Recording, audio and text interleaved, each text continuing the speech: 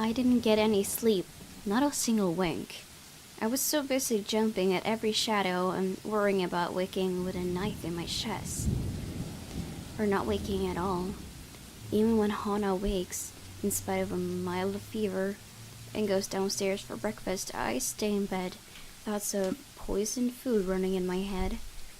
The rain that has started sometime during the night doesn't help the mood. Okay, maybe helps just a little bit. The strange sunny weather has been nice and all, but for it to return as it should be feels like a good sign of things to come. Perhaps things will settle back to normal and the crazy drama that has gone on lately will die down. I would hate to be caught unawares in this rain. And with how it looks outside, it seems that the weather is making up for all the sunny days it's given us with a good old-fashioned downpour. The rhythmic pitter-patter of the pain fills the early morning silence with a steady beat. Thank goodness I don't have to be anywhere in a hurry today. I would hate to be caught unawares in this rain. What? Okay, well, whatever. With how it looks outside, it seems that the weather is making it... Oh. It does let up within the quarter of an hour. However, a day, beginning with a cloudburst like this, locals usually take it as an immediate sign. Luxborn's abysmal weather is back, likely for good. I hope they did a damn good job of fixing this place, because I'd rather not have to deal with leaky roofs. I don't like the idea that the realty did a horrid patch job with the place. Hana, technically, paid millions for this place. It better live up to the price the realty company sold it for. Roof problems aside, she's going to be a definite downer about this as well. She hates the rain, then again, who actually does? Like, who likes the rain? What same person would like it when 9 out of 10 days consist of nothing but dark, drab and grey skies and piss water pouring from the heavens? Well, make sure to take your vitamin D's then. And she was just starting to enjoy the sunlight. We'll have to get up and about eventually. That is a given, but I'm not too keen on seeing or taking to Hana before she leaves for the hospital. Or eventually, in a few days' time, this bloody house. Kylie won't like it if she comes here only to find me in a bad mood. If you would dare rouse me from bed, being able to keep their jobs insensitive enough. I trust they realize that now is not a good time to force me into anything. Maybe I can just get an hour or two of sleep before Soares drops his brat off the mansion steps. If only. But as always, somebody has to be a buzzkill. Are you really going to stay in bed all day? What do you want? You must have been really rattled by what happened yesterday. If you need to talk about it, I am quite qualified in that regard. And you aren't even the slightest bit bothered? Truly? Not even the slightest bit worried? I was worried. But I realized that it's not my life in danger, is it? My worrying will not help matters. Neither will yours. Loath as I am to admit it, he is right. Still, it's more frustrating when he doesn't give me time to concede his point. I know you two aren't getting along. Nosy bugger. But you should at least see the madam off before we leave. Think of her as a business associate if you must. It would not do to part on bad terms. It's far too early to deal with your nosiness. That's none of his business. None of it. If he remembers his plays, he'll drop it. I don't want to talk to Hana. Not now when I'm so high-strung and paranoid. This whole thing is a bloody mess with everything going off at once. I'm afraid that, with our troubles, I will misinterpret anything she might say or do. That just make the whole thing worse. Are there any updates about the woman? Being in the dark has me on edge. Information, any at all, may very well help me in calming down. I've already briefed security about her, and more from the agency will be arriving tonight. But they haven't seen anyone fitting the description. So you have nothing then? Fat lot of use you guys are. What do I even pay you for? Do me a favor. There's the door. Don't let it hit you on your way out. Well, there is something. It's about McCulloch. Can anyone blame me if I show the tiniest bit of interest? She's still not done with the house, and she's a nice enough woman. Plans to go back to sleep are gone. I called her secretary about taking the day off. He hasn't heard from her over the weekend. Oh. Oh, so is she already, in the prison cell by now? Maybe? Is it the 30? I think, right? It's gotta be. Right. Let's see, yeah. Yeah. She made it alive. At least for now. She's probably passed out after enjoying a pint or 2 or 10 in a bar somewhere. She's an adult. It was the weekend. She's allowed to disappear and not think about work. Fuck. I wish I was passed out after a night of drinking. He does know that mobiles are a thing. That's all well and good, but she's not answering her mobile either. Mr. Parker will be filling a missing persons case with the police if she doesn't turn up today. Certainly, someone must know where she is. Tabs are kept without fail, and people who will come to work with me. Background checks and constant surveillance until they finish their contracts with the rights. Some say that it's all a bit over the top. But I can't be too safe. Too many want me dead. What about one of ours? Has anyone seen her? She's pretty hard to miss with how tall the woman is. The last anyone has seen of her was here, the morning of the party. Your housewarming party. Great. We're getting the blame for this.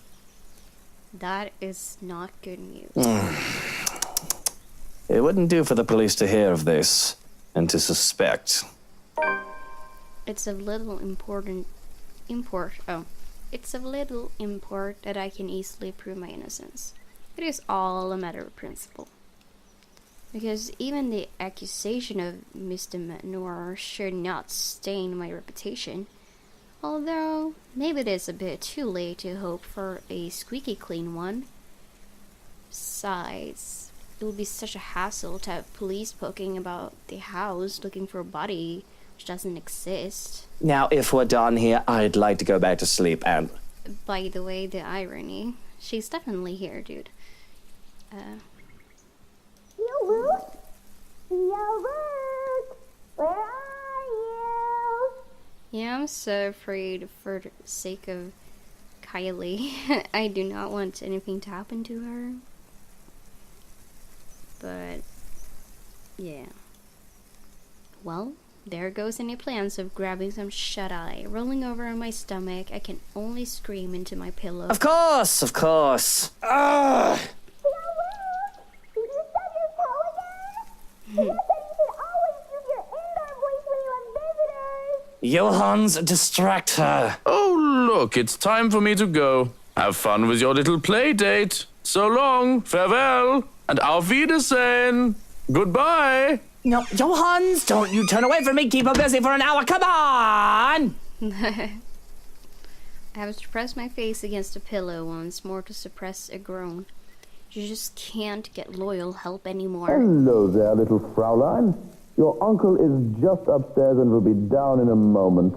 He is super excited to have you today. I hope you're well rested and ready to play a lot. Bastard. I'll be down in a sec, Munchkin. Let me just... Change into fresh shirt, brush my teeth, fix my hair, remote my very existence. Wish I was anywhere else in the world right now. Don't get me wrong, Kylie is a great kid. She's wonderful, better than most brats her age. But handling a tyke is the last thing I want on my agenda right now with this whole Hana business. Fortunately, I am well versed in how the world works. I've long learned that the show must go on no matter what hurdles come in my way. So, I set to preparing for the day. Running a comb through my hair is just divine and simple, and it makes me feel more human.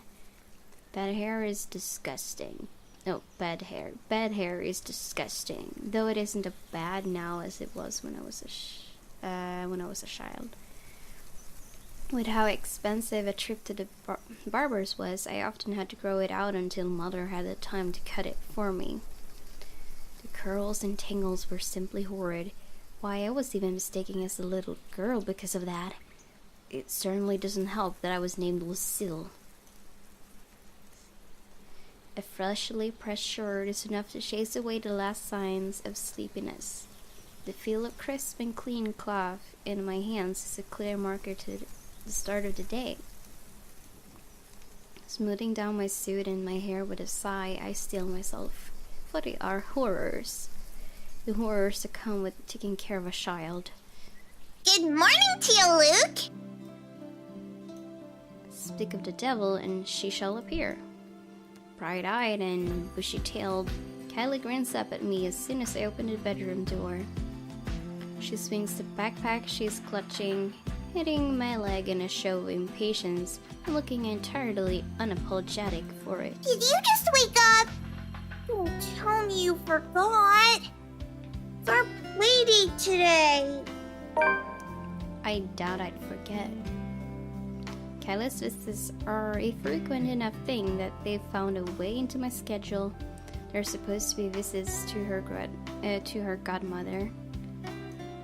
But we can't pick who a child gets along with. So long as I'm not busy, her father can drop her off for the day. Which is all well and good for me if it makes Suarez focus on work I've given him. Besides, she's a bright child, tolerable. Kid's got a good head on her shoulders and can get pretty mature for her age at times. Of course, they have to thank me for that. Her parents can take a partial credit, but Hana and I have been there for this kid since she was just a small babe. Why I can still remember the first time I saw her. It was during her baptism. The only reason I was there was to accompany Hana, who was to be named godmother. She was such a tiny thing, not even a year old, and swaddled in her mother's arm in a white cloth. It was the first time I really saw an infant up close enough to hold one at least. It had been terrifying to be given a little child to carry after the whole waters ceremony.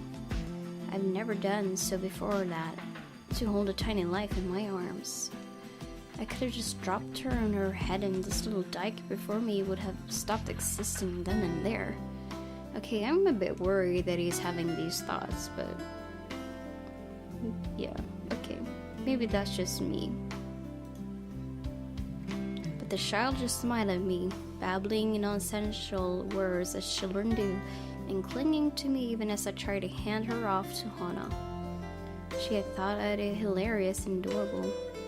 My suit had been a mess, and I was nearly an anxious wreck by the time I handed her back to her mother. Yet it was pleasant, too. Of course I didn't, you little rugrat.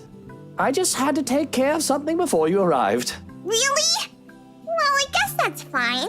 As long as he told me for work like last time. Really? Now why don't we go back down and have breakfast in the parlor? I already ate at home. Papa made one of his tortilla de patatas. He wouldn't let me leave until I finished every bite. Ah, Suarez's famous tortilla de patatas. Those things are a hazard. You can probably use one to bludgeon someone into submission with how huge they are. It's a miracle Kylie can be so energetic. I had trouble staying awake the first time I had one. Speaking of staying awake... Well, I need some coffee in me at the very least. But if you'd like, you can jump straight to dessert. Yes! Dessert, please! It's easy enough to manage Kylie with the promises of sweets, thankfully. Oh. The hard part is managing her before she gets the sweets, because I nearly have a heart attack when the kid races down the stairs. Just thought of her slipping and breaking her neck is enough to make me rush down after her. Slow down! The food isn't going anywhere. The food is going somewhere. In my tummy. Jesus fucking Christ. Children. With a shake of my head, I ushered Kylie towards the parlor and ordered a maid to bring food for us. Whatever breakfast there is, along with a cup of coffee for me and an ice cream for Kylie. But I can't leave the kid alone for too long unless I want to let her turn the other room into a slaughter ground. True to my expectations, I've only left Kylie alone for a few minutes, but she's already made herself comfortable. The stuff from her backpack has been left scattered across the room, from coloring books and crayons to toys. She's well equipped to amuse herself with no trouble, though I can certainly breathe a little easier if she won't bring her doll along every time she visits. Narcissa is a creepy little bugger. It doesn't help when Kylie left her during one. Finding the thing at the bottom of the stairs, staring up at me at 3 o'clock in the fucking morning is a memory that won't be leaving me anytime soon. Even now, it stares at me from where it's seated. I'm wholly tempted to just throw the thing into the fireplace and banish it from whence it came. I can buy her a prettier doll, a better toy. I will break it, find a way to get rid of it. If it wasn't from Hana, and if only Kylie isn't so attached to it. The thing is, some antique doll she found for the brat's 6th birthday, one of a kind. My darling Hana loves her so. And Kylie does try to be a good goddaughter, but she just can't keep her interest long with the wife. It's not something that Hana does wrong on her part. She does try so very, very hard. It's just that she doesn't quite know how to really handle children. She'd never been around other children when she was young, surrounded by protective adults who catered to her every whim and worried for her safety every minute. When she isn't able to keep up with Kylie, her first instinct is to be strict. Impose rules on the child, treat her as if she is made of spun glass, like every movement might break her. I, at least, have some idea from being around street kids. I know the games they played and how they think. I know that scraps and skin knees are all part of childhood. Even with how I grew up, I had time to be a child and not some sheltered heirs. Kylie, as behaved as she can be with her toys and her books and arts, she has used up all her energy somehow to run around the playground and make a mess in the mud, or to even just fake wrestle for a short while. Let her be shy when she wants, is what I say. If it becomes too much, just bribe her with sweets or ship her back to her papa. Problem solved. Unfortunately, Hana isn't quite up for those sort of things most of the time, thinking that it will spoil a child. Turns a whole playdate awkward every single time. Taking the last seat left, I pluck one of her coloring books from the table to see it filled with dinosaurs. Not exactly what I expected to see for a little girl, but nah, it doesn't hurt anyone. If she wants to play with dolls and cars, or dolls with their cars, what do I care? She wants to put dolls, tutus, and model cars even. Oh, this is a new one. The last one you had was filled with horses, wasn't it? Those were ponies, Tio. They're much cuter than horses. But we went to a dinosaur zoo, and it was awesome! Dinosaurs are my favorite. I have no idea what that is, but it must be something. I'm only familiar with the T-Rex myself. Yeah, they found, fossils of its claws. They're really long. They think the whole theory might be a bazillion meters tall, even bigger than a T-Rex. Cisa says it'll be big enough to eat all of my classmates. Jeez. She only laughs as I scrunch up my nose and grimace. Takako says you're making a really funny face. Taka who? Takako, a friend I made. I have to stop and look around, expecting one of the help to be there. Shana does have a way of befriending just about anyone, as long as she puts her mind to it. But the two of us are completely alone. Thankfully, she only finds my disturbed look as another funny grown-up expression. That might be a lot more problematic than whether she plays with dolls or cars, though. Both the thoughts of Sisa giving Kylie ideas, and one of said ideas being massacred by dinosaur. Something I probably need to bring up with her father aside from work. But beyond murderous dinosaurs, creepy dolls, and imaginary friends, I find no trouble with Kylie. She's as energetic and precocious as any tyke her age can be. She's an angel if she can get comfy and settled in after getting her sweets. We tuck into our waffles as soon as food is brought in. It looks delicious. Our waffles because she wanted her own plate to go with the ice cream as soon as she saw mine. A fresh plate of berries is brought in as well, which really goes great with the rest of this feast, as Kylie puts it. And if I indulge in the sweetness, I have a cup of black coffee to pair it off with. With our bellies full, Kylie grows content with just scribbling on a scrap of paper and calmly chatting about her week. She talks of her older brother Rowan and their parents, how they plan to go to the Bloxland in the Berkshire for the winter holiday. She talks of Miss Pink, and I have to shift my legs to become comfortable once more. The memory of my initial meeting with her is still fresh on my mind. She talks of the sad man in the park and of her new friend who likes to play hide and seek when she's not sniffing in the loo. When finally she finds nothing new to talk about, she goes back to her drawings. They'll change as soon as her stomach settles. Of course, the calm before the storm. Because behaved as she is right now, I can feel the curiosity just radiating off her. There's a restlessness buzzing under her skin and a question on the tip of her tongue, as they often are with children her age, exactly just natural. But for now, I can take this piece with no complaint for however long it stays. I have fun with the crayons as well, at the child's insistence, even if I can't really draw. That's sweet. With Kylie using the black crayon, that leaves me with the blue one. I absent-mindedly start to draw a puppy to the best of my abilities. It's as I attempt to give the doodle dogs another eye that Kylie breaks her silence. Tio? Where did Tia go? I saw them leave when I got here. Tia didn't look so good. I've been expecting a lot of different questions. The kid always has a whole bunch of them ready for me, but I can only sigh when she posed this particular one. She's just going to the doctor's for a checkup. And as kids go, there are follow-up questions. And you didn't go with her? Well, you were going to be here, sweetie, so I had to stay behind. So she's all alone? At the hospital? Oh, no, of course not.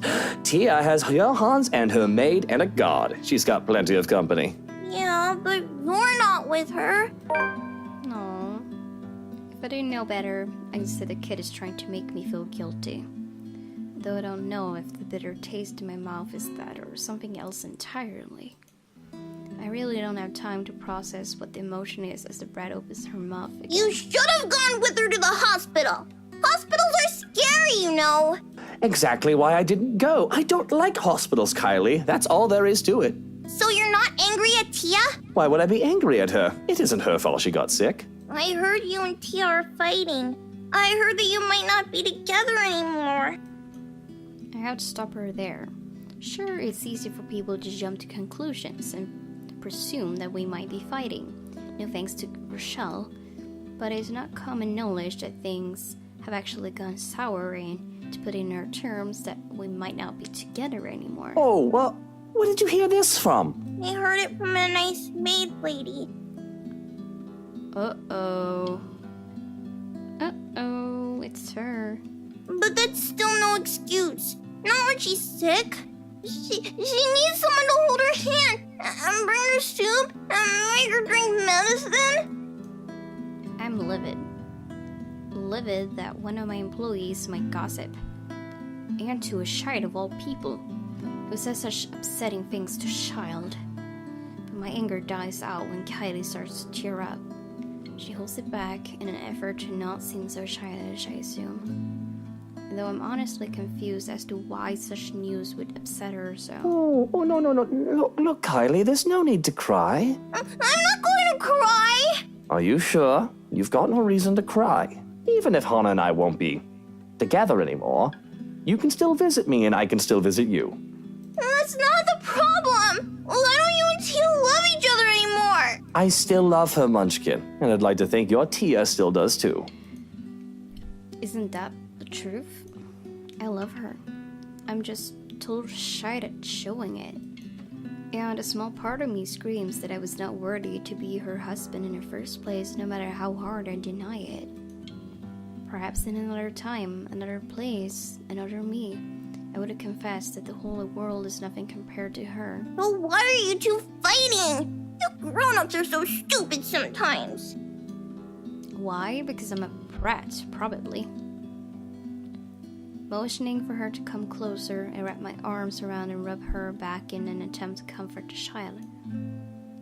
Only when I feel her tears soak into my jacket that I realize that there might be something else to her worries. I've heard Suarez is not getting along too well with his wife as of late because of how busy he is with work. Really, I was wholly tempted to just brush her question off and say that it's a grown-up thing. I could have contented myself in pretending that this isn't happening, but it seems like she needs to hear this. That just makes it all the more painful to try and explain this, because I have to explain it only for Kylie. Not only for Kylie, but also to myself. Sometimes people fall out of love, or they think they've fallen out of love and need time apart. It's not necessarily a bad thing. They might be angry at each other, or they might feel sad. They need time for themselves to think about each other, to know if there is still love. Maybe they'll be back together again. Or maybe it's better for both of them to move on, instead of staying together and hurting each other, pretending they still love each other. There is nothing final. But here we are, at a crossroads where the wrong step might end in heartbreak. Hannah thinks we need some time apart, but we aren't done just yet. But yes, grown-ups can be rather stupid. You're still gonna be my friend?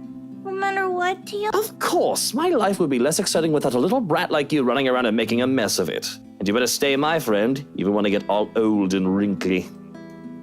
Kylie's shoulders shake in laughter as she pulls away and gives me a toothy grin. You're already old! But don't worry. When you die, I'll burn you and put you in a jar so I can keep you forever! Just like they did with Abuelo! Wait, what? What? She's got a very dark mindset. What the hell?